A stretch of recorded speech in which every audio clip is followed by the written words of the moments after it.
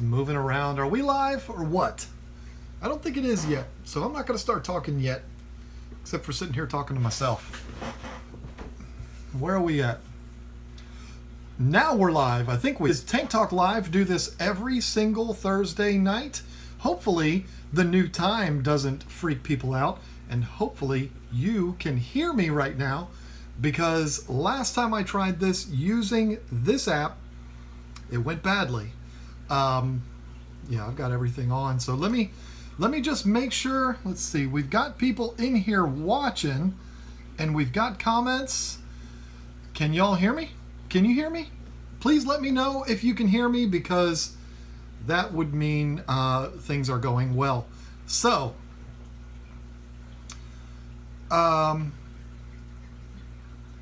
okay, wow, questions are already coming through. All right, sorry folks, if this is your first time tuning in, my name is John from KG Tropicals. We do this every single Thursday night. I used to do it at 8 p.m. Eastern Standard Time. Now I'm going to start doing it at 9 o'clock Eastern Time. Why? Because it's just easier for me. And it seems like every time I do one of these live streams, more people show up at 9 o'clock. I have more viewers at 9 than I do at 8. So there you go. It just makes more sense. Plus, Thursdays are, I don't know why I picked Thursdays to do live streams. I really don't, because Thursdays are my busiest day of the week for my full-time job. And it's just chaotic all the way up to this. And so I don't know why I picked Thursdays.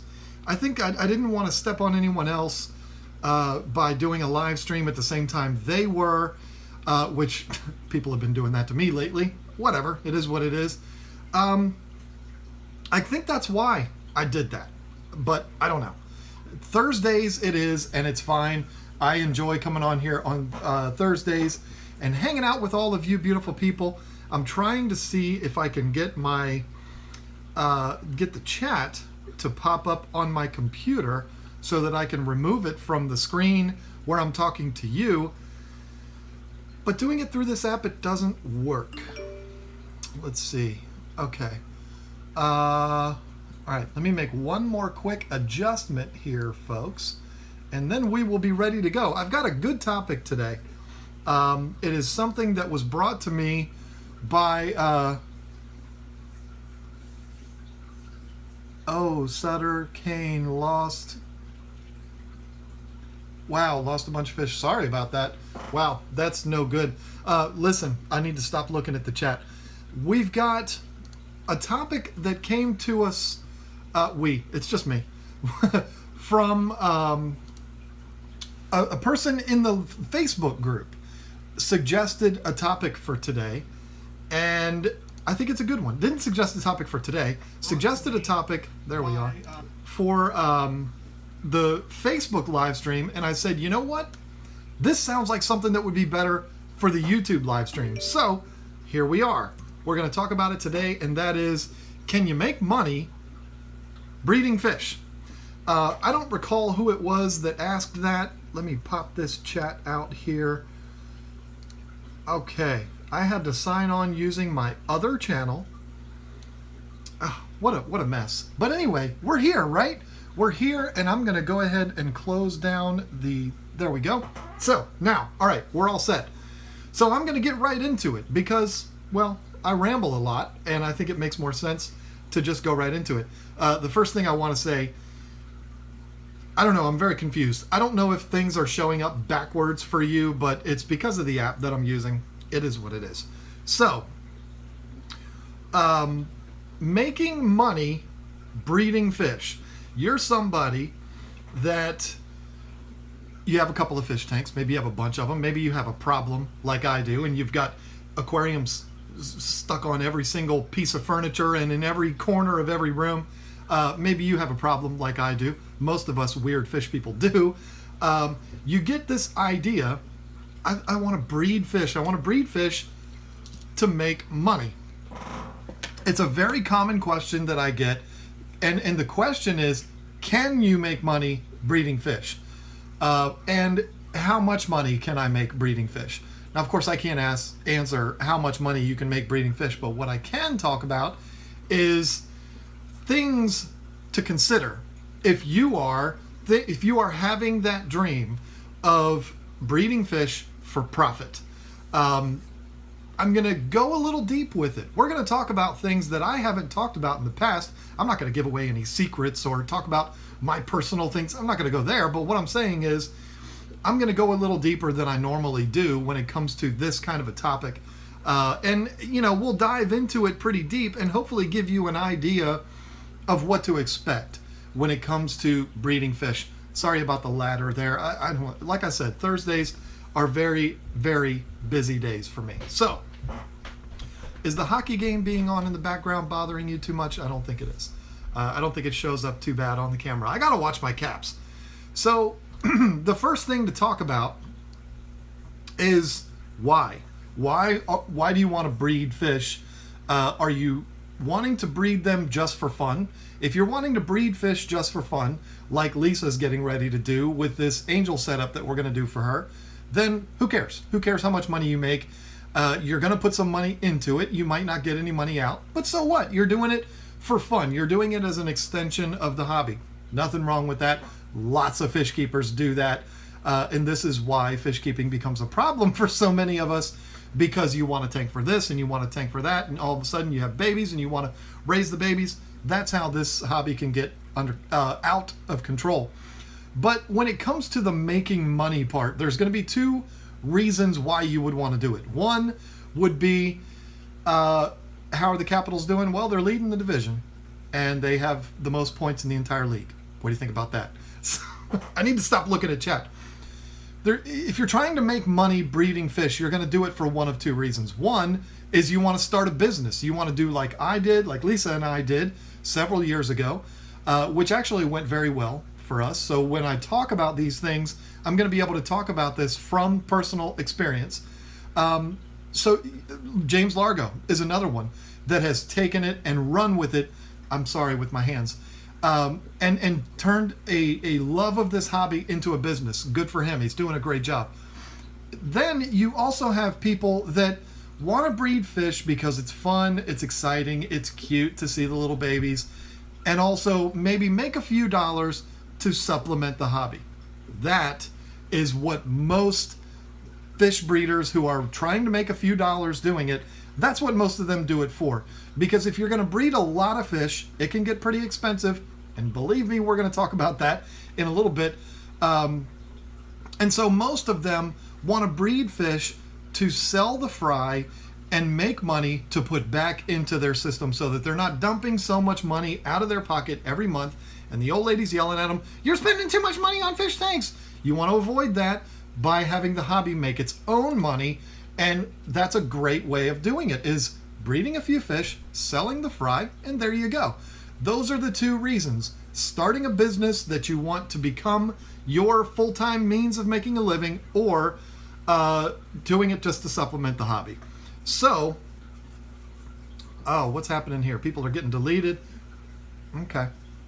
Well, nobody in here is talking about the actual topic. That's interesting. So, let's talk first about starting a business breeding fish. Okay, and when I say starting a business, both of these are actually starting a business.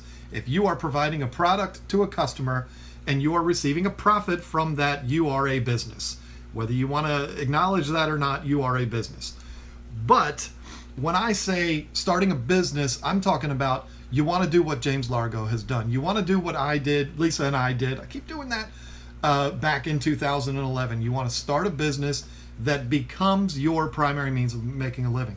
That is, when I refer to a business, that's what I'm talking about. And let's talk about that one first, because that one to me is the one that is the biggest wake-up call when you start actually talking about numbers and the amount of fish produced and the amount of work and money that's involved in this. Now, please folks, understand me. You know I am a kind of a blunt person. I say what I think, and sometimes it comes across as negative.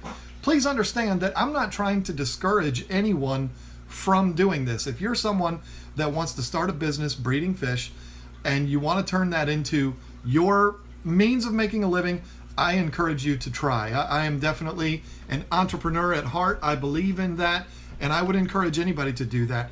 What I want to do is kind of shed light on some things that maybe you haven't thought about when it comes to starting a business like that.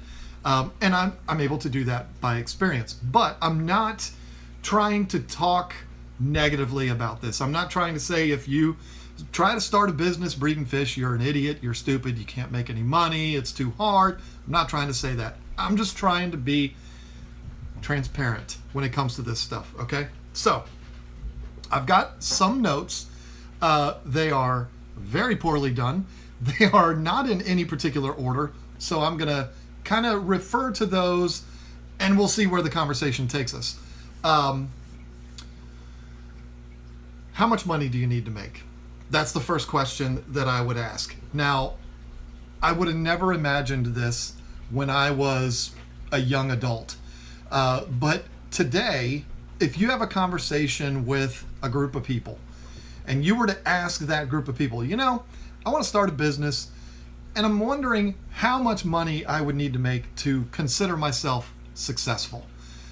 I'm willing to bet that most people, now I live in an area where there's a lot of people that have a lot of money. I mean, I live 40 miles from the central hub of our federal government. There's a lot of very wealthy people around me. I'm not one of them, but I'm willing to bet that these days people would say 100 grand a year. If you're not making 100 grand a year, you're wasting your time. Now, it might be different in some areas of Iowa or, I don't know. Iowa was the first state that came to mind. But, in other areas, it may not be as much. But I'm going to use that number just for this conversation. Because, again, like for me, I own 2 businesses, and that's kind of what I shoot for. I'm not there. But that when I think about it, where will I consider myself to be financially successful, I want to hit that $100,000 mark. Now, little sidebar here. Please understand, I am not defining success by money, okay?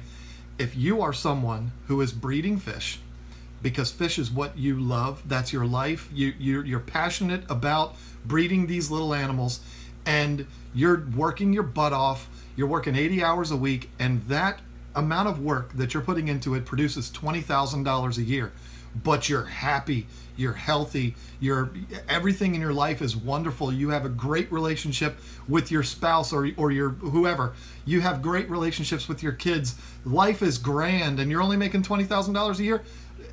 To me, if you have all those things, the amount of money that you're making is insignificant. But when we're talking pure financial success, I would say $100,000 a year. At least that's what we're going to use for this conversation.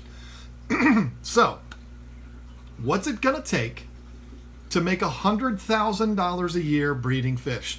Well, I figured it would make sense to talk about a particular fish we all know. I'm not going to go Africans because I'm just not. I wanted to change things up. Let's talk about breeding a particular fish that we all know. We've all probably had at some point, and you're actually looking at some right now. Let's talk about angels. Let's talk about breeding angels for profit and what it would take to make $100,000 doing that. Now, I'm talking about simply $100,000 gross, okay? I'm not talking about, then you have to subtract expenses and all of that. I'm not talking about a profit of $100,000. I'm simply talking, let's discuss what it would take to achieve $100,000 gross, okay? Angels. If we're breeding angels and we're doing it for profit and we're doing it because we want to make a living doing it and we want to make $100,000, how many fish is that going to need to be? I can tell you right now, I don't know what other people are paying for, but we sold a ton of angels at our shop. We paid about $1 a piece for them. And I'm talking about in between quarter size and 50-cent piece size. I'm talking about a good size. We would pay about $1 a piece for them. Sometimes maybe $2 if they were a little bit bigger. But I know, I'm not going to tell you where I got them from, but there were two different sources that were professional farms. This wasn't Dave Warren in his basement. If you've seen my angel videos, we paid $1 a piece to him too. But we bought them from a couple of major farms for $1 a piece, and they were big. So there you go. So what does that mean? It's pretty obvious, right? If you're going to sell them for $1 a piece, you need to breed 100,000 fish if you want to hit that 100,000 mark. Just thinking of that, 100,000 fish, that should put the whole thing into perspective right there. That should give you an idea, wow, this is what is involved. 100,000 fish? Think about this, folks. You've got 10 tanks, and you've got 10 fish in each one of them. That's only 100 fish right there. You need to breed, raise, feed, maintain, and sell 100,000 of them to achieve that 100,000 mark. If you're somebody that if you're somebody that wants 100,000 a year, like I do, and I think most people probably do, and you're selling them for $2 a piece, first of all, not many people are going to buy them if you're selling them to fish stores. You're still going to need to breed 50,000 fish. Do I need to keep going? If you're selling them, if you've got this rare strain of angel, they're just the double black veil lace, this, that, exquisite angels, and you're selling them for $4, it's still 25,000 fish, folks. So let's think about that. Let's talk about that. What's involved in that, in producing that many fish, okay? Now, again, if you just joined us, we're talking about starting a business breeding fish and what's involved in making X amount of dollars. And in this example, I'm using $100,000 if we're trying to make $100,000, okay? And again, let me just stress, this is all my opinion. This is all based on my experiences. You might know somebody or you talk to somebody that says something completely different. I don't really care. I'm telling you what I know and I'm giving you my experiences and my opinions, okay? I mean, I say that all the time, but it's true. So, again, sticking with angels. How long do you think it takes for a fry to get to quarter size where you could sell them for about $1? Well, some breeders would tell you about 4 months is what it would take if everything is perfect, if you're doing everything right. And that's still, you're kind of lucky if you're getting it at 4 months. They're big enough to sell for $1 a piece. All right. So using this example again, you need to produce 100,000 of these fish to be able to make that 100,000 mark. You're going to need to every 4 months be producing 33,000 fish that you'll take, and then you got to sell 33,000 fish. Who's going to buy them? We're not even going to talk about that.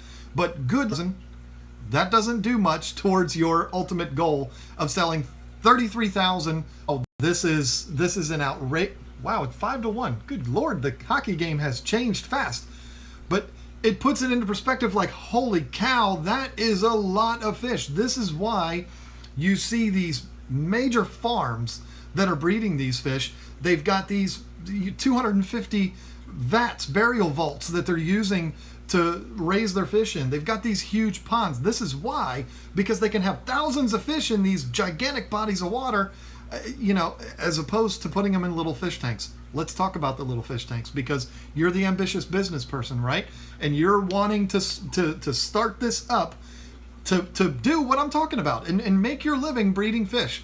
How many tanks are you going to need for that? If you're producing 33,000 fish every 4 months, how many are you going to put in each tank? Are you going to do this at your house? Are you going to put all of these? How are you going to do that in your house? We had 127 tanks in our garage, which was a standard 2-car garage when we had our breeding set up at the house. And we probably could have crammed more in there, but we wanted room to walk around. And we had a few giant tanks too, like a 240 and a couple of tanks this size. So if we configured it differently, if we configured it different, I still didn't say the word right, we probably could have gotten 200 small tanks in there. But we don't want to put these fish in small tanks because we want to grow them up to quarter size, right? We're talking about angels here. you're going to need to put these fish in big tanks. I mean, that's just the bottom line. They don't need to be the 30,000 gallon ponds, but they're also not going to be 20-gallon tanks. They'll get to a good size in 20-gallon tanks, but if you want to grow them up to be this glorious sellable size to where you can sell them for $1, maybe that's a lot. 50 fish in a 55-gallon tank. Come on, when you start thinking about these numbers, you realize, my God, how can people even do this? They have these giant burial vaults. If you don't know what I'm talking about, in some states, my state, and it might be nationwide, I don't know, when a human being passes away, they put them in a casket. They don't just bury the casket.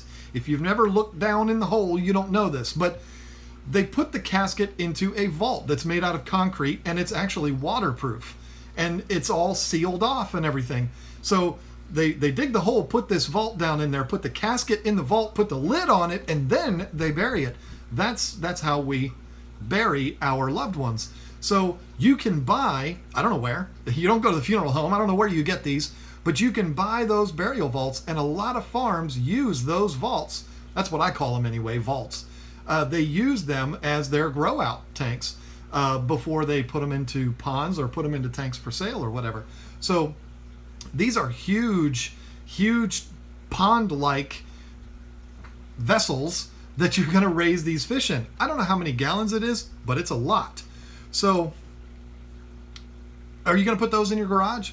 If you're going to put them in your garage, what are you going to put 5 of them in there? Nothing ever goes wrong if you want to produce that volume of fish. Are people doing it every single year? Absolutely they are. I'm not telling you it can't be done. And they're also breed cichlids. There's a whole world that you may not have ever talked to anybody about, and that is females. And if you've been in this hobby for any length of time, you know that African cichlid people, they pretty much want the males. That's where the color is. Smaller, juveniles, unsexed, for a considerably less money. And you're talking maybe not as cheap as angels, but considerably cheaper than, what happened here?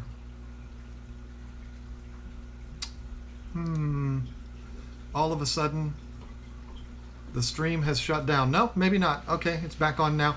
And the number went way down, so people must have thought that I got shut down. I don't know.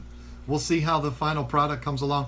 I'm sorry. Didn't even realize that was happening, folks. I get to run in my mouth, and I can't even see it. So I did see that people were saying that in the chat, that it's laggy, and I'm sorry.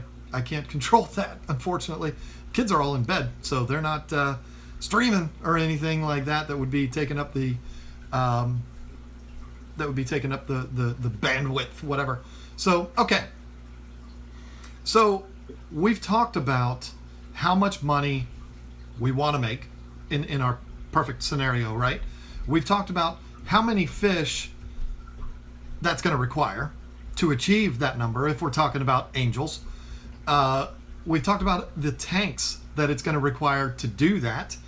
It's a lot, and we didn't even say a number. We're just talking, you need a huge volume of water to be able to raise this much fish.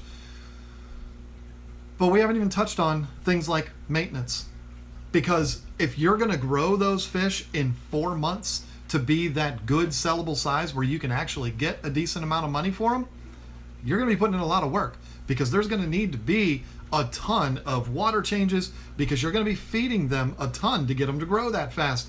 Feeding them a ton means the water is garbage, which means you're doing tons of water changes.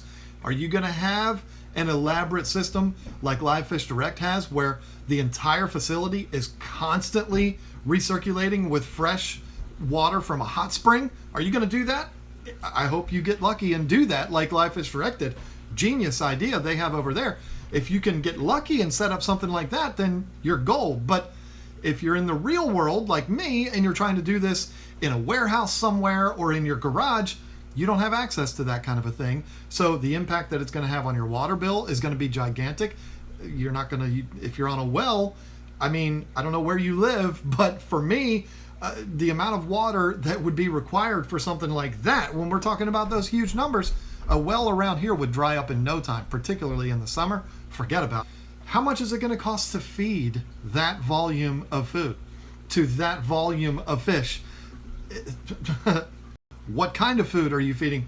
This is why a lot of farms manufacture their own food, because they can do it a lot cheaper. That's where Extreme came from, was from the Bureau brothers manufacturing their own food to supply their farm.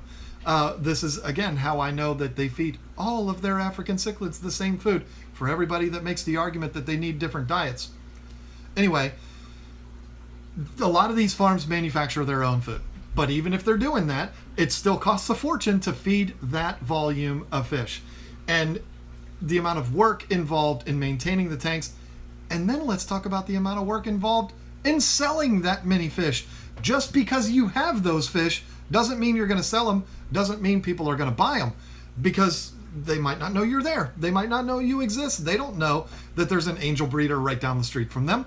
I mean, you've got to advertise. You've got to get yourself out there. You've got to put yourself out there not only to consumers like me, but businesses like Aquarium Co-op and all of these, and James Largo, the Cichlid Shack. He's now bringing in fish from farms and stuff like that. Why? Because he wants the variety. He wants to be able to have fish instantaneously that are sellable size rather than having to wait to grow them all up and all of that. He's realizing, I haven't really talked to him about this, but I just know, because I know the business, that he's probably realizing that there's more money in bringing hundreds of thousands of fish at a time. You can do it. But if you're in a garage, it's tough to make that kind of, or to produce that kind of volume, which would produce that kind of money. Running my mouth nonstop, I get dry.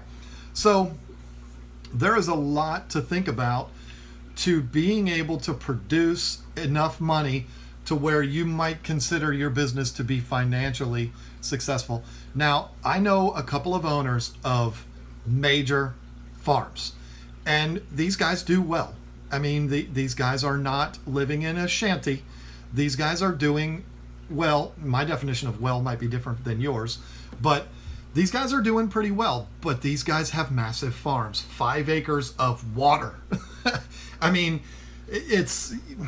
they've got the facilities to be able to do these kind of things. And even those farms still import fish, wild caught fish, and things like that. So, you know, even the farms aren't producing 100% of the fish that they provide to you. So the last thing I want to touch on when it comes to doing this as a business is the catastrophe. Now, I just told you about 2 farms that I know, both in Homestead, Florida. If you're not familiar with Homestead, Florida, it's a tropical climate. It's the very south of Florida. It's about, 60 miles from the water. You know, you're almost down there in the Keys when you're in Homestead. It's like, it's south of Miami. Anyway, who cares? It's at the bottom of Florida, okay? Both of these farms were completely annihilated in 1992, I think it was, or 1995, when Hurricane Andrew came through there and wiped them out. The inevitable catastrophe doesn't only have to be a hurricane, but that's what happened with them. When you have in-ground ponds and then all of a sudden the water rises 3 feet, what happens? All the fish start getting mixed up and you pretty much lose everything. So absolutely devastating for them. The fact that both of them made it through is impressive to me. I mean, because when you see the pictures and you see what happened down there, not just to their farms, but the entire Homestead area that whole area of southern Florida was just annihilated by Hurricane Andrew. Now, of course, that's southern Florida. I mean, everybody knows, oh my God, don't go down there. There's hurricanes and alligators. Did you see the giant one on the golf course or on the, wherever that was? Did you see that video on YouTube of the giant frog? I almost said alligator. That was crazy. But anyway, I know a guy who had 600 tanks in a facility much closer to me that had some type of disease or something go through his facility, wipe it all out. I mean, the inevitable, I hate to say inevitable, because that really does make me sound totally negative on this, but the inevitable catastrophe, it will happen at some point. You can't be in this kind of business long you're going to have something happen that's catastrophic. Maybe not wipe out the entire thing, but you have to think about that. You spend all this time raising these fry, and then all of a sudden one thing happens, one power outage or one, I don't know, electrical short or something, and all of a sudden your inventory is cut in half or worse. That is absolutely devastating. When you have to start all over again in a business like this, that can ruin a lot of these companies, because if you're starting all over, you have no fry to sell, you're not making any money. So, the people that can make it through those things, like the farms down in Homestead, God bless them, because I don't know how they did that. They must be much smarter with their money and had a huge nest egg put away. I'm sure insurance helped too, but you know what I'm saying. So there's a lot to think about when it comes to starting a business. I don't know why I just did that, but starting a business breeding fish, if you want to do it at a grand scale like that. Now, if you're somebody that has the 2-car garage and your wife or your husband is willing to let you have that whole space to breed fish, you can make some money out of there, folks. I mean, you can make money out of your garage.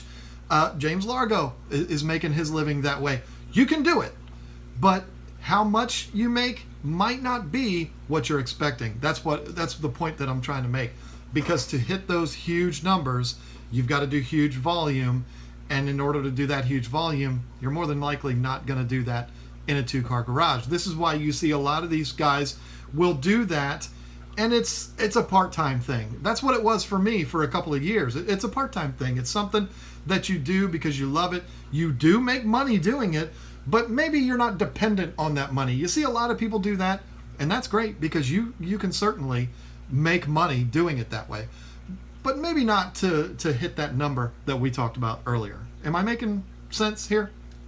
So let's talk for a second. I gotta have a vape because I've been just going and going and going. We've got some people back, so that's good. I'm sorry about that lag earlier. I hope I didn't scare a bunch of people away.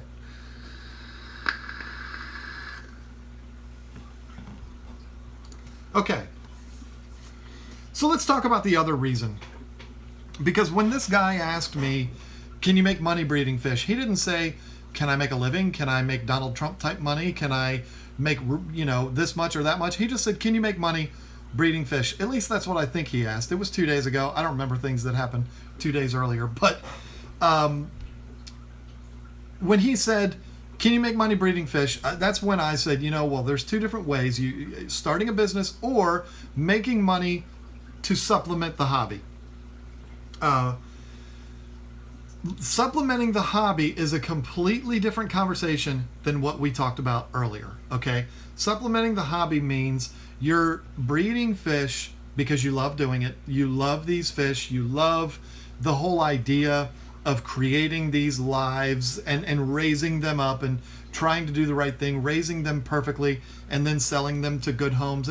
It's a fantasy world. We all love that idea. And the idea that you can do that and actually make a few dollars to help pay to do that, you certainly can do.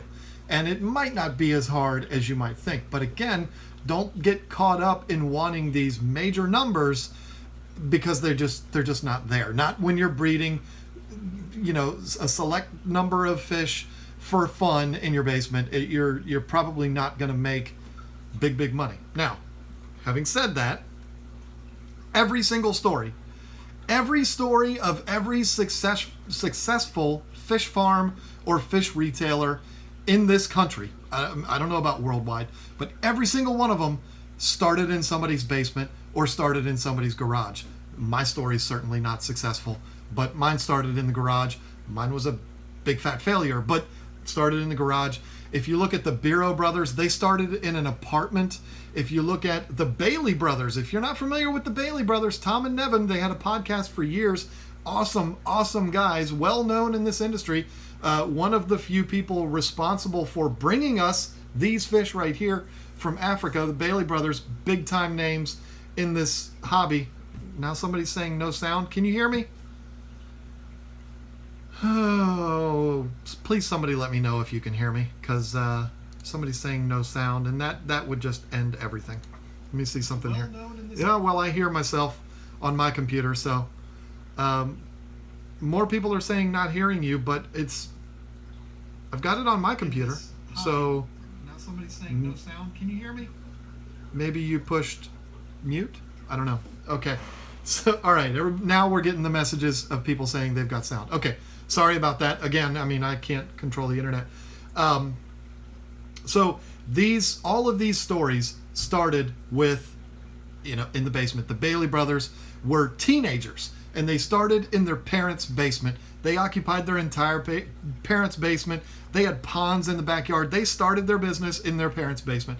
They all start that way. So I just have to put that out there, that you don't have to go from sitting on your recliner, which you're probably on now, or sitting on the couch, to instantly you have this gigantic farm. Most people don't do that. James Largo, we're watching that. We're watching that happen right before our eyes, starting in the basement. We've watched his setup grow and grow and grow, and look at him now. It's beautiful to watch. It's a lot of fun. I'm extraordinarily jealous of what James Largo is doing. I wish I would have done it the same way. I did do it the same way, but I rushed out of it, and that turned out to be a huge mistake. But they all start from the basement or from the garage. So keep that in mind. But if we're talking about rocking chair, damn it. Getting up almost 50K, John. Oh yeah. Yeah, we're almost there. And I got to stop looking at the comments. So keeping that in mind, that everybody starts small and grows and grows and grows, let's talk about supplementing the hobby by breeding fish in your house and having your small little setup in the house, and what's involved in that, and how much potential money there is there. Now, again, I'm just speaking based on my experiences. I'm speaking just on generic numbers here. There's really no way to put down actual facts like this is exactly what will happen if you start breeding these kind of fish. It's not what we're going to talk about. We're going to stick on angels, though, and we're going to go with Lisa's setup that I'm currently building for her right now. If you haven't heard me talk about that in the past, I've talked about it on a couple of live streams. I'm putting together a package of 12 tanks for her. A community tank, 4 breeder tanks, 6 fry tanks, and a grow out tank. My old 150 is going to be the grow out tank. So a 12 tank system to breed angels, with no intention whatsoever of ever making $1 from it. She wants to do this just for fun because she enjoys herself raising the fry, and it's fun for her. So, and that's the case with a lot of people. This is why they would even watch a video like this, because they enjoy doing it. There's an opportunity to make a couple dollars, so let's hear about this thing. So when it comes to something like that, it's a different type of deal. You're doing this for fun. You're doing it for the love of doing it. You're not expecting to make a bunch of money. But can you? Can you make money from a system like that? Now, Lisa is not going to be breeding these endangered, crazy, boutique angels that are going to be worth $150 a piece. Does such an angel exist? I don't know. But you understand what I'm saying. We're not going to be super picky about it. I actually had a gentleman today emailing me or Facebook messaging me that he has the angels that Lisa wants, and he's willing to send us some when they're bigger. That's just awesome. I love it. I love having a YouTube channel. But she's not talking about breeding anything exotic or outrageous. And the reason why I'm saying that is because there will be some people that will say, well, there's these kind of fish that sell for a lot of money, and if you can breed these fish and breed a lot of them, you'll make good money. Yes, that's true. I mean, that's the case in any hobby, in any profession. It doesn't matter. There's always going to be an elite group that is producing something that not everybody can, and therefore they're making more money even in a small scale. I get it, but that's not what we're talking about here. We're talking about normal everyday people breeding normal everyday fish. So we're going to stick with angels. And when it comes to Lisa's breeding system that we're putting together for her, that's what she just wants to breed angels. She doesn't even really care what kind they are. It's just the fun of breeding them. Now, when you get into a system like that, 12 tanks, I mean, now for us, we were fortunate to have the tanks already left over from our failed fish business. Plenty of tanks. So setting up 4 20-gallon breeder tanks, a 65-gallon community tank, 6 10-gallon fry tanks, and a 150-gallon grow-out tank, No problem. We've got them laying around all over the place. We've got them in our garage. We've got them in our basement. It's not a problem for us. But for you, it's going to be an expense probably to gather all of that equipment, gather all of the filtration. We're going to use sponge filters in ours. Very, very cheap, yet very efficient way of filtering a high volume of tanks. You've got your pump. You've got your lighting, whatever kind of lighting you're going to have. There's a lot of expenses involved in setting the system up. But that's not even necessarily what we're going to get into. We're going to get into here what kind of money could there be coming out of a system like that. So we've got, let's say, 4 breeders, 4 breeder pairs, okay, of 4 different types of angels, whatever. And let's say they are spawning successfully once a month, which is not outrageous to think that angels would do that. And there'd be a lot of people that would tell you under the right conditions, they could even breed more than that. But again, we're going to keep things simple and we're going to say once a month, they're going to spawn successfully. And that spawn each time is going to produce 30 fry. Again, we're using simple numbers here. I know they can have more. I know they can have less, but we're just talking 30. Okay, we're keeping this conversation simple. 30 fry once a month coming out of 4 tanks. It's 120 fish, right? You are having 120 fish born every month in there. And you're breeding, you're raising them in your fry tanks, you're putting them in the grow out tanks, and 4 months later they will be for sale. And they'll be for sale for $1 a piece, like we talked about earlier, using the same numbers from earlier. So 120 fish once a month, which means after you start, 4 months later, you can start selling them. But then after that, you'd be selling them every month, $120 a month. It's not a lot. I mean, we spend more than that at Burger King in a month. I mean, we got a kid that works there, so we get a discount. But there's 6 of us, so it's a lot. But $120 a month doesn't really seem like a lot of money, does it? But when you consider how far that 120 can go towards you doing what you love to do, $120 will buy a lot of food. $120 will buy a lot of aquarium salt, filter cartridges, whatever it is that you're doing. I mean, I don't know how you're going to filter your tanks. $120 will help to pay your water bill. You understand where I'm going. And if you're fortunate in your little system and you're not in a hurry and you can grow the fish up a little bit more before you start selling them, and maybe you could get $2 a piece, $240 a month coming from that little system. Believe me, folks, I'm telling you the truth here. That's not why we're doing it. We're not desperate, but that's what it could produce. For us, it's going to be kind of backwards. It's going to be, we're going to breed the fish and then figure out what to do with them when we have them. I mean, we're literally not doing them for money. We're probably going to give them away. I mean, we'll give them away to YouTube subscribers. We'll give them away to whoever wants them. I don't really care. You pay for shipping, we'll send them to you. No big deal. That's how we're going to do it, just because we love doing it and she wants to do it and she gets what she wants. So now, if we're using the good number of $2 a piece, we're selling these fish for $2. At this point, I don't care what kind of fish we're talking about. If you're breeding any kind of fish and they're producing 120 fry a month from your little breeding system, and you're selling 120 fish a month for $2 a piece, you're making $240. What is involved in making that? Because you have to think about it, folks. You're not just going to put this system together and then once a month go over there and collect your fish that you're going to take to the store and sell them. It's not going to work that way, because you know exactly what would happen. There's going to be a ton of work involved in just making that $240. Water changes, feeding schedules, tending to the fry. I mean, angels can be difficult. Sometimes you might have to remove the fry from the parents because the parents won't stop eating them. You understand what I'm saying? You're involved. You're hands-on. You have to be. If you're not, your fish are never going to do anything.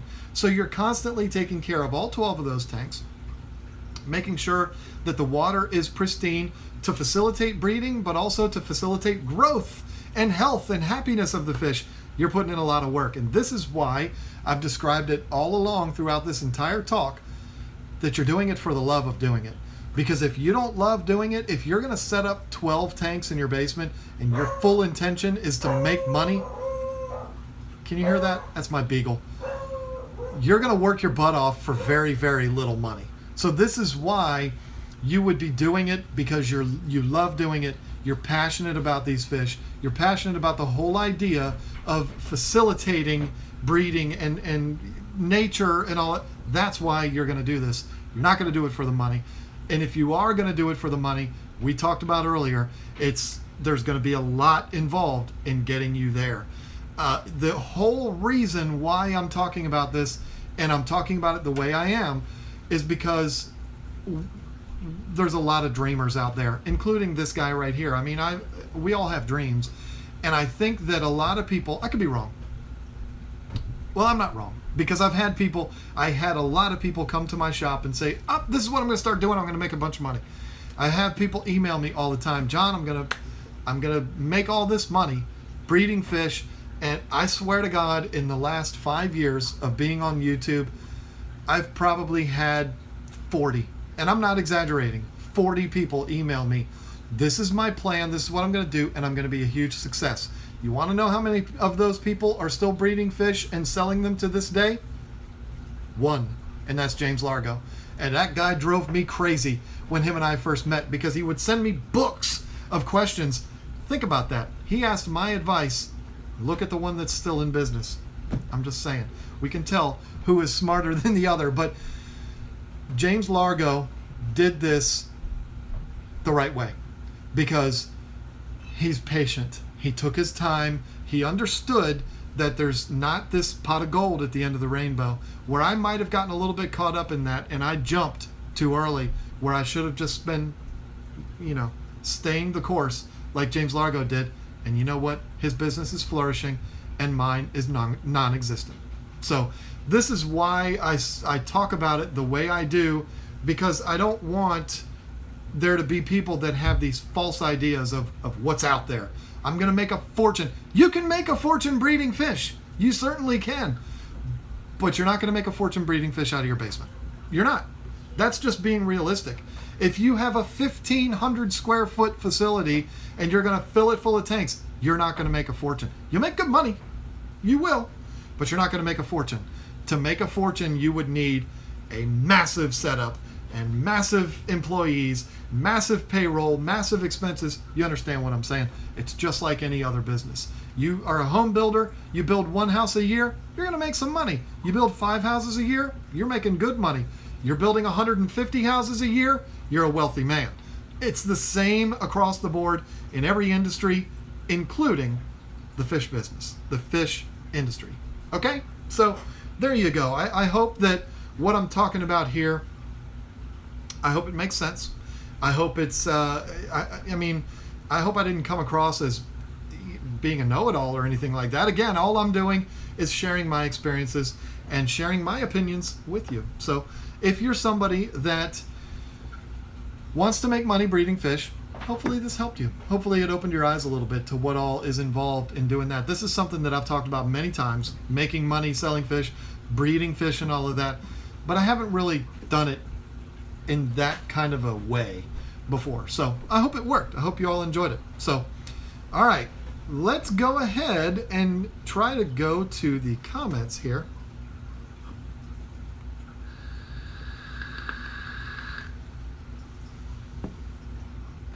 Won't the costs outweigh the profit? Devin, I'm a little bit confused. It's not a confusing question, but I'm a little bit confused as to where I was when you asked that. Devin Lower. My grandmother's maiden name was Lower. How about that? But anyway, there is a lot of cost. There's certainly a lot of cost in a large breeding facility.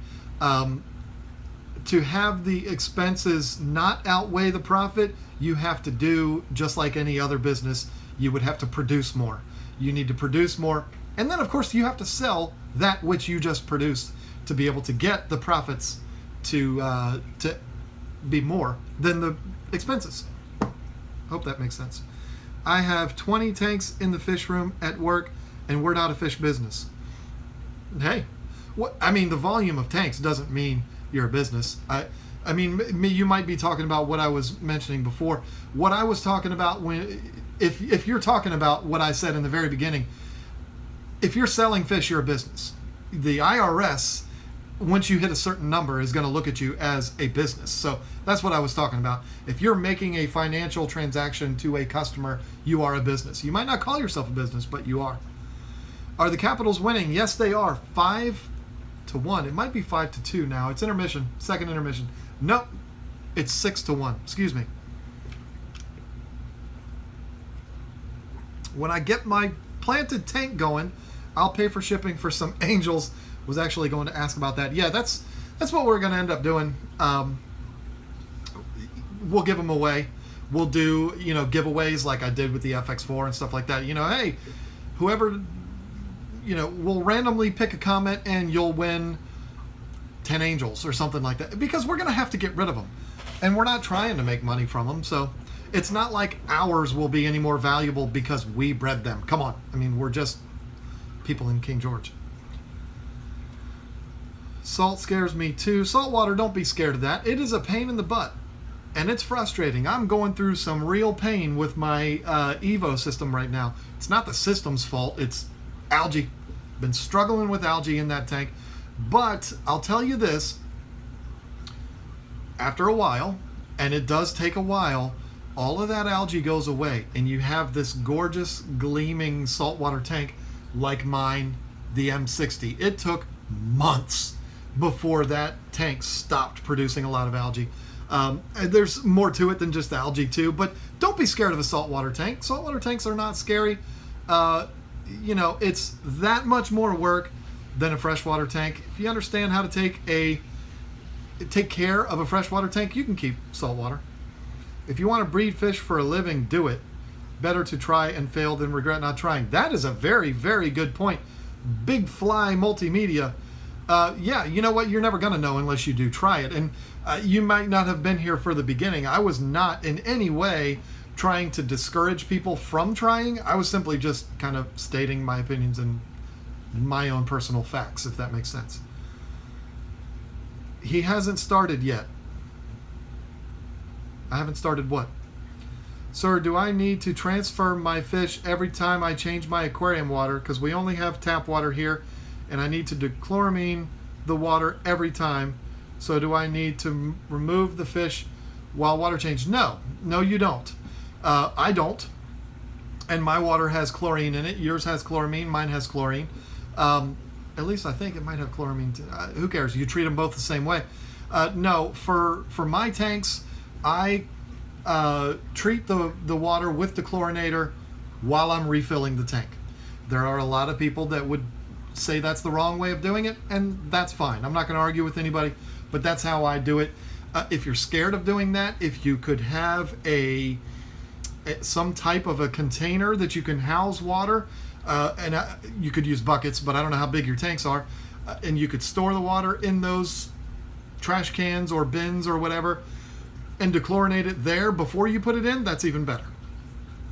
But you don't have to remove your fish, no. Keep your fish in there, drain however much of the water out that you're doing, put the new water in, treat it, you're good to go. Wait a minute, I just said... The thing is skipping on me again.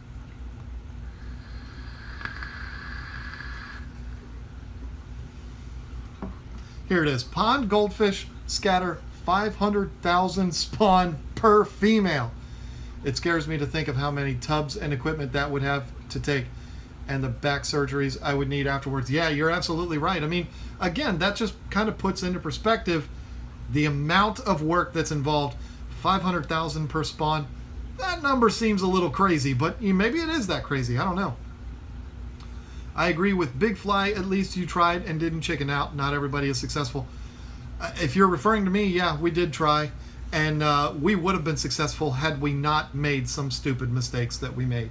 And if we had slowed down, we would have been fine. But that's true for everybody. No matter what it is, you should certainly be trying to do what you're passionate about, what you love doing. If you die having worked 30 years at a job that you hated, then how can you die happy? try. You should certainly try. Vaughn Pruis says he loves this stream. I love Vaughn Pruis. I love that guy. You don't know it, Vaughn, but you have a small package being sent to you right now. You'll understand when you get it. I'm buying a new 55. You guys got any suggestions for stock? I mean, there's only about 630,000 different types of fish you could put in there.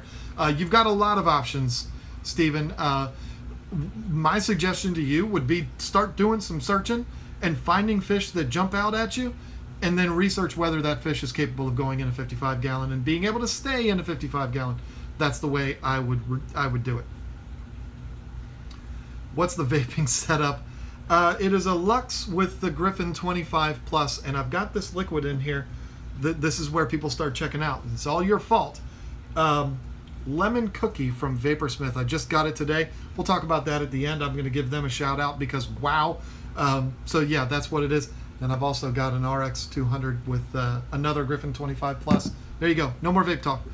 Can I do a 50% every week and leave the fish in the tank and just add prime? Yes, that's what I do. Just picked up a 32-gallon BioCube for $129. Congratulations, George. Overhead is always present, so volume is the key. Yeah, that is true with every business on the planet. Whether it's a service-based business or a retail business or a government contract or a medical facility, the more production, the more money. The more production, the more expenses too. So everything kind of balances out, but that's it. Vaughn owns his own business. He knows what we're talking about here. I breed and sell Demasoni. Just wondering at what point the fry are considered juveniles. Wow, that's a good question. I don't know that I've ever really been faced with that. Like, for me, I mean, Imbunas, particularly Demasoni, which are smaller, I mean, I would say 1.5 inches is when I would start calling, maybe not, maybe an inch and a quarter. I would start calling them juveniles, but you know, juveniles are just small fish that are unsexed. Usually they're unsexed. I don't know that there's really a book of rules as to how big they have to be before you can call them that. I know this is off topic, but how is your Fluval Flex tank doing? Y'all want to see it?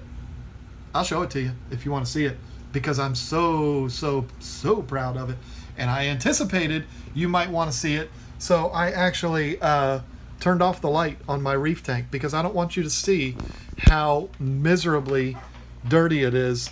Let's go over there and let's look at it. Now, I showed this on the Flip It. There it is. Folks, everything appears to be going very well. The plants are very happy. I showed in that video the manzanita wood and the dragonstone that I received from Houston Manzanita. I'll put a lot up. Of course, they came from Aquarium Co-op because, you know, Corey and I were like bros. And they're all doing really, really well. Entire day, and they were extremely cold when I pulled them out of the box, but they made it through, and they made it through just natural looking tank that I think I've ever had. Even the kids have come down and been like, wow, because I can't wait for all of this to fill in down on the bottom and quick too. Somebody asked me last week about this picture. This picture was drawn by Lisa's daughter. I mean, I call her mine too, but she is 14. I think she was 12 when she drew this. And this is actually hold on here. This is from a picture that we took from one of our fish. And she drew that. She laid in her bed and drew that. So really excited about it. And a lot of people have asked. So that's why I showed it. So had a couple of my mods just say that it's lagging for them. I've heard those complaints kind of all night long, Candy and Katie. It's not on my end. I mean, I haven't changed anything. So there we go. All right. So there you go. You saw the tank. I hope that made you feel better.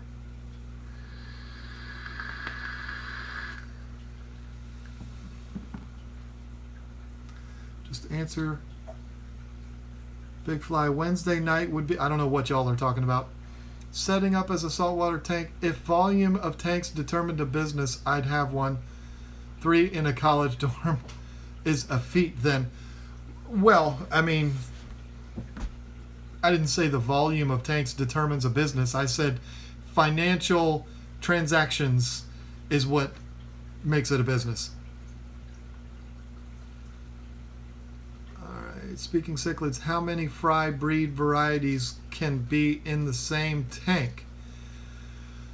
When it comes to fry, we did occasionally mix batches, but it would usually be like yellow labs mixed with German red peacocks or something like that, where they're so different that you could never mistake them. But if you are breeding African cichlids, and you just said cichlids, which cichlids have kind of become the generic term for African cichlids these days. If you're breeding 2 different types of peacocks and you mix all of those together, you're going to be in trouble because you're never going to be able to tell the difference between the females. And don't say, well, one group of fish is an inch and the other is a half inch, so we'll just be able to tell the difference on size. No, you won't, because some of the fish are going to grow faster than others, some are going to grow slower than others, and eventually, again, they're all going to get mixed up, and you're going to have one huge problem on your hands. Do you need a professional private investigator? No, I don't, unless you're asking for somebody else. Do you have fish for sale now? I do not, but daily I get emails from people, hey, I can't find fish on your website. What's the deal? And it's because I don't sell fish anymore. Can you make more money breeding live food instead? I don't know. I'm going to say no. I'm going to say no. Who was it? I swear I knew somebody that was breeding mice, which they would sell to pet stores for feeding snakes and all of that. Ugh, whatever. What a disaster that was. God, who was that? Somebody I knew did that, and their house was always full. Maybe you can make money doing that, but when it comes to live foods, like if you're talking about black worms, if you're talking about, I don't know, ghost shrimp, things like that, you have to think about the volumes that those things are sold in and the price that they're sold in. I mean, ghost shrimp, what do they usually sell them for, like 10 cents a piece? I know they do around here. So how many of those do you need to breed before you're actually making money? I don't know. To me, I think that would be a little bit more difficult than breeding fish. But then the question is, well, if I'm breeding this really exotic type of food, I don't know, like black worms, it's not exotic, but you don't understand what I'm saying. You don't find them at every store. Well, how are you going to sell it? Where are you going to sell it? Are you going to take it to fish stores? They're only going to buy small quantities because they only last so long. I don't know. I don't know that I would do that. I think that the generic answer would be no. You'll make more money breeding fish. Oh, there it went. It skipped again. So I'm just gonna scroll back just a little bit because my thing keeps skipping. Very lovely, great talent. Oh, thank you. Really? Me? For a 75, 6 adults will be comfortable, correct? 6 adult what? I don't know what kind of fish you're talking about, Sean. It was me who asked great talent there. But what? I don't know. I'm getting confused here. Okay, everybody's answering everybody else. A long time ago, I actually said, y'all please don't talk to each other because this happens. But, I mean, how can you stop that? You can't stop people from doing that. It's when you're banned, but you're still allowed to post on their channels. Okay. Can all Mbunas crossbreed? They certainly can. Will they? Maybe not, but they certainly can. Fluval Flex looks beautiful and natural like it's from the Amazon. Thank you so much. They are small now and they hide. Again, talking to somebody else. I finally made it here late. Header late than ever. I know what you meant. Very cool. Thanks for coming, Tony. You Dallas Cowboy fan, you. With a name like Tony Romo. You should be bare bottom and minimal stuff.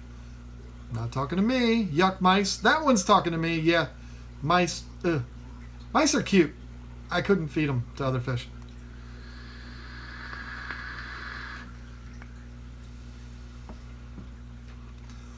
Here's a good question. I think it's a question. I don't know. I didn't get all the way through it. Have around 100 juvenile guppies / angel fry, ranging from 1 to 3 months.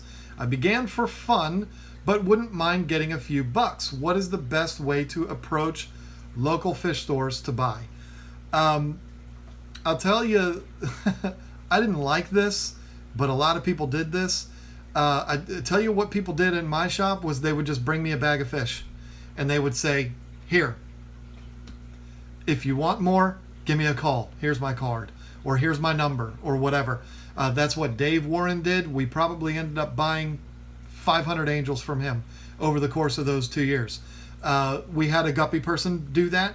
Now, she was a different story. She wasn't, she was guppies and platies. With her, it was more, my tank is getting overrun. I needed to get rid of some of these fish. Here they are. If you don't want to sell them, you can feed them to your other fish. And they were small. They were little fry. So we put them in a 55 gallon. We let them grow up and we sold them. And it was a beautiful thing. So everybody, Edge Crusher, everybody loves things for free. Fish store owners are not wealthy people. Most of them not. Maybe the owner of All Pets. Maybe the Foster and Smith, maybe, you understand what I'm saying, those people might be rich. But most local mom and pop fish store owners are working 12, 16 hours a day and they're not rich. They love things for free. So if you brought in a bag of angels that you could be getting $2 a piece for, but you're going to give away 6 of them, that's $12 out of your pocket if you were trying to get $2 a piece for them. But if that store ends up calling you a few weeks later and says, I'd like 24 more of them, please, wasn't it worth giving away that $12? You understand what I'm saying? I've given away so much fish food. I've given away so many things because I want people to come back. I want people to, you want to treat them right and they'll come back. Well, you're going to be in the same deal. If you want to unload some fish, take them in there. You don't have to take 40. Take a small bag of fish, say, here's how to get a hold of me if you want more. I don't know if any fish store is going to say, no, take them away. I don't want them. No, not something that they can actually make a profit off of. So try that and see what happens. Otherwise, I would just get to know the people in there. I would get to know them, become friendly with them, have conversations with them. Don't bring it up right away. Maybe let it be the 3rd or 4th time you go in there just to socialize with them. You get to know them a little bit and then tell them what you have. Don't offer them for sale. Just tell them, yeah, you know what? I've got these angels. They've been breeding like crazy. It's awesome. I'm loving raising the fry. And the conversation will probably evolve into, oh, well, if you need to get rid of some, bring them over here. There you go. Work your way in the friendly way. I don't think it's him. I believe it's one of his moderators or someone reported me for something and YouTube shadow banned me. I don't think you're talking about me because you're obviously not banned here, so I don't know what you're talking about. Scroll up and look for massive comment. Can you answer it? Nope. Not because I'm a jerk, but just because I'm not gonna read every single one. Copy it and paste it lower, and then we'll see. I don't answer how many questions anymore. Have you considered breeding the discus for fun, but not for a living? Cowboys are sensitive right now. Yeah. Well, it was a week after the Redskins where fans were sensitive, so I understand. Do you think a discus tank or a saltwater tank would be harder to keep and maintain? I don't think either one's harder than the other. I think that you will be intimidated by the saltwater tank because you've never done one before. The only reason I know that is because I'm assuming this is Katie Shields from one of my mods. I'm assuming you're the same one. Maybe you're not, but I think you're the same one. I know if that is you, you haven't had a saltwater tank before. So you might be scared of the saltwater tank at first, but and I'm going to trade them for a couple fish or food. Yeah, see, that's the other thing, Tony. I'm glad you brought that up because the other person was talking about how do you introduce yourself and how do you get in with the fish stores. I meant to add that to it, that I wouldn't expect money. Some fish stores might, but I would expect more of a store credit than money. Just because that's what fish stores do. They give you store credit. It's a way for them, and it's not, some kind of scam or anything, but it's a way for them to make even more money because they are giving you store credit and you're going to buy something that they paid 50% retail for. You know where I'm going with this? So, sorry, it was me who asked about the drawing of the discus. Your daughter is very talented. Yes, she is. Okay, now I get it because you said earlier it was me that asked and I didn't know what you were talking about. So yeah, I don't remember where that was. Somebody put a comment on. You apparently put the comment on there, and I'm glad I got the chance to show it. I've shown it before, but I really love that picture, and I'm still trying to figure out where to put it. I'm in an unfinished basement. You see the blanket hanging up right there. That's because I don't have anything on the walls. I don't have anywhere to hang stuff up. So I'm trying to figure out where it's going to go. But yeah, I love that picture. And I've been trying to get her to do more. I tried to get her to do an African cichlid, which she drew the fish, but she wanted to do a bunch of things in it like Sammy Scales does. And she just never got to that. John Peace, Tank Talk Nation. Thank you, Joey Boy. I still don't know if I'm saying that right, but okay, my comments just skipped again. That works for almost any business. Samples. Yeah, that's exactly right. I mean, you walk into a fish store, you hand them a bag of fish, they will not tell you to get the hell out of the shop. They'll take them, and if the fish sell really well, they're going to want more, and they will call you. That is absolutely the way every single business works, for sure. And I mean, I'll give you another example of that. My profession right now, the way I pay the bills, is with furniture repair. I fix furniture for a living. I go to people's houses and I fix their furniture. You don't know how many times I've had people, while I'm in their house fixing a piece of furniture, which is under warranty, they say to me, can you take a look at this other thing that's not under the warranty? Can you take a look at this other thing and let me know, what? And it's something really minor, something small, takes me 2 minutes. I'll go fix it real quick and say, keep your money. I don't need your money. Let me tell you something. That person would never entertain the idea of ever calling a different furniture repair person from that point on. Handing the card to that person is like handing them a winning lottery ticket. They would never consider going anywhere else. So that's kind of the name of the game. It doesn't matter what kind of business you're in. If you extend yourself like that, if you put yourself out there, people will remember that and they will come back to you for more. So there you go. I am getting ready to probably cut this off because my throat is a wreck. I really hate that you had to stop selling fish because I was going to get some fish from you. Now I have to find someone else to get them from. Love your videos, though. Keep up the great work. Sorry about that, Wes. I think you were on my list of people to email back. Or maybe you're the person asking about... Yeah, are you asking about a custom aquarium right now? Yeah, that might be you. Or if it's not, it's another Wes P. But anyway, sorry about that. I wish I could be selling fish now too, but Lord knows we've got the tanks for it. But, anyway, I'm focusing on fixing furniture so I can pay the bills. So, now, okay.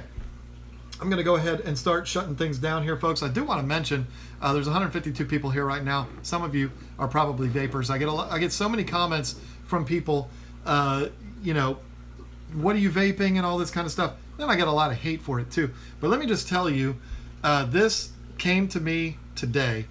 This is from a company called Vaporsmith. The reason why this came to me is because this person is a YouTube subscriber. They saw that I was a vapor. Then they actually saw that I have a YouTube channel on vaping, which I haven't done anything for in a while. And they said, you know what? We want to send you some of our liquids. And like I mentioned earlier, good God, I'm not saying this because these people sent me these bottles of juice. I'm not doing it because I was bribed. I'm saying it because it's the absolute truth. It's rare that I taste a new e-liquid and I'm like, oh, wow. Like right off the bat. Sometimes they have to grow on me. These, absolutely not. This is a lemon cookie, good God Almighty, and this is a strawberry champagne. Now, I don't know what champagne tastes like because I don't drink, but this is glorious. It's one of the better strawberry vapes that I've ever had, and I'm like a strawberry fanatic. They also sent this, which I have not tried yet, but I'm excited to. It's like a summer fruity kind of a thing. Very, very nice. Let me give you the information for them. I guess they don't have a website yet, but they're on Instagram at _Vaporsmith is the name. There's their card. I don't know if that's going to show up backwards, but it's Vaporsmith.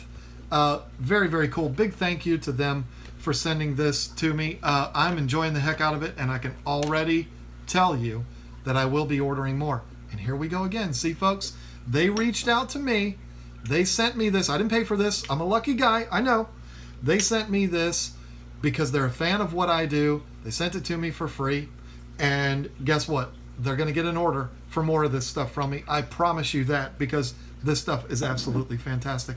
They also sent, for anybody that was watching last week, I was talking with Rob from Flip Aquatics, talking about John Riggins. Now, if you're not a football fan, you probably never heard of John Riggins.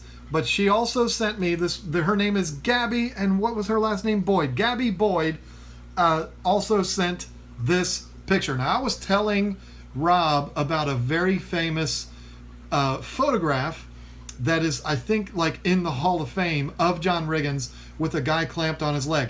It's not this picture. This is another one, but this just goes to show you what a powerhouse this guy was. My favorite football player of all time, John Riggins, against the 49ers too. How beautiful is that? So thank you so much. I mean, seriously, how does somebody... why do people send me stuff? It still blows my mind. I don't get it, but this is very... Whoa, I almost dropped it. This is very cool. This is going to go up on the wall here somewhere because John Riggins he's the guy. I mean, and in the beginning when I was a kid, the reason why I liked him is because his name was John. I'm just being honest with you. Those are the Niners. Yes. Number 58. So I'm assuming that's a linebacker. Who knows who it is? I don't know. Can't see the name. But I can show you again. There it is. Now, the picture that I was talking about in last week's live stream was a very, very similar picture to this. But it was a Miami Dolphin that is clamped onto his leg. But this is equally as badass of a picture. So it doesn't really matter who's on his leg.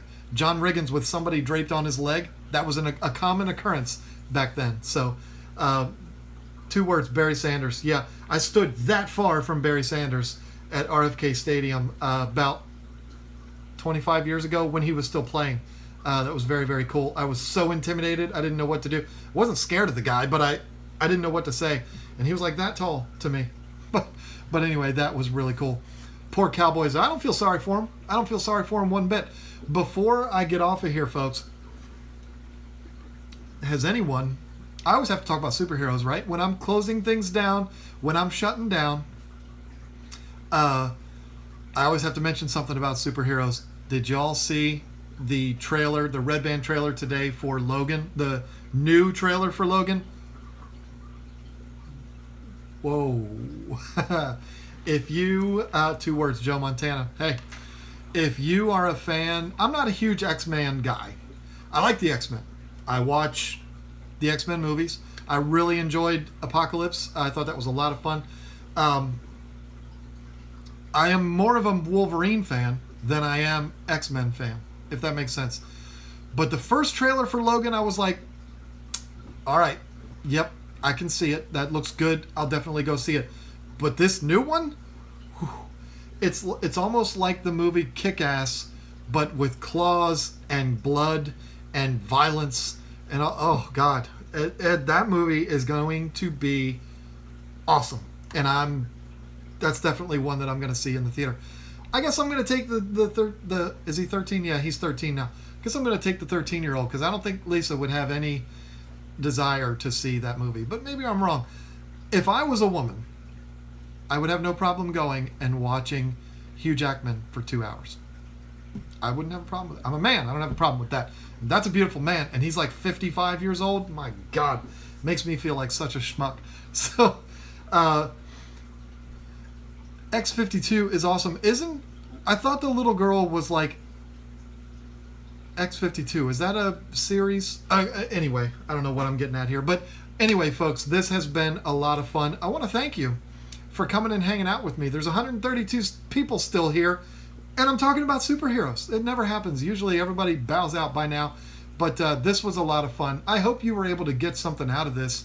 It was a lot of rambling on this topic, but it's a topic that I have experience with, and so I wanted to go into great detail on it. So if you're somebody that's always wondered about making money selling fish, I hope this helps you.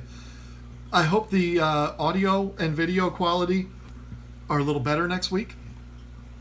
Wouldn't that be nice? The whole reason why I'm using this app is because the video quality is better on here than it is with my webcam. But then we were getting laggy all over the place today. Non-stop complaints about that. I'm sorry. I do the best I can. I upgraded my internet. I upgraded my router. I mean, I've done everything I can do, and things still happen. So thank you for sticking around with me. The Flash is the best. I completely agree. I'm a Flash guy. And your name is Matt Jarvis. I was in a customer's house the other day, again, fixing furniture, and he had a little pug or some kind of little dog, and the dog's name was Jarvis. I was like, oh, that's awesome. I said, does he have a sister named Friday? And the guy was like, huh?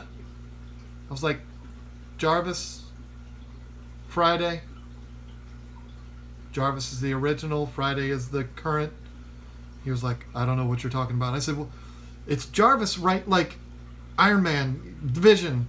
Yeah, Vision. Yeah, okay. He doesn't know anything about Friday, but that was really, really cool. I just loved it. I was like, Jarvis, that's a great name. I love that name for a dog. But anyway, here I go, still continuing to ramble. Thank you all so much for hanging out with me today. This one was a lot of fun. I hope you enjoyed it too. And unless there is a video that comes out this weekend, which hopefully there will be, if I don't see you before then, I'll see you on Tuesday in the Tank Talk group on the live stream every Tuesday, 9 o'clock. And next Thursday, I will be here again, 9 o'clock. We're going to do this at 9 o'clock from now on, just because it seems to work better. So hope to see you then if I don't see you before then. Otherwise, you all have a great night. And again, thank you for coming and hanging out.